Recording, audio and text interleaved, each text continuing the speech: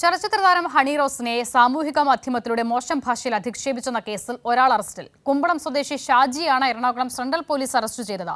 സ്ത്രീത്വത്തെ അപമാനിച്ചതിനും IT act പ്രകാരവുമാണ് നടപടി.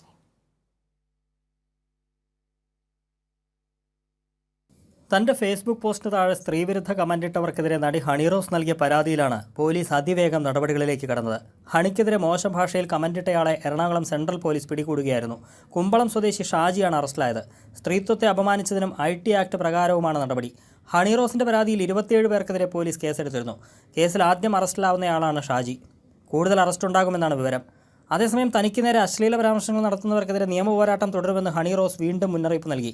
തനിക്ക് നേരെ അസഭ്യ അശ്ലീല പരാമർശങ്ങൾ നടത്തിയാൽ സ്ത്രീക്ക് ലഭിക്കുന്ന എല്ലാ നിയമസംരക്ഷണ സാധ്യതകളും പഠിച്ച് അത്തരക്കാർക്ക് നേരെ വരും.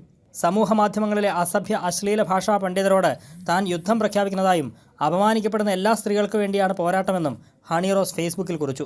ഇതിനിടെ താരസംഘടന അമ്മ ഹണി റോസിന് പിന്തുണയുമായി രംഗത്തെത്തി. ഹണി റോസിനെ സമൂഹമാധ്യമങ്ങളിലൂടെ അപകീർത്തിപ്പെടുത്തുവാനും സ്ത്രീത്വത്തെ അപഹസിക്കാനും ചിലർ ബോധപൂർവം നടത്തുന്ന ശ്രമങ്ങളെ അപലപിക്കുന്നു.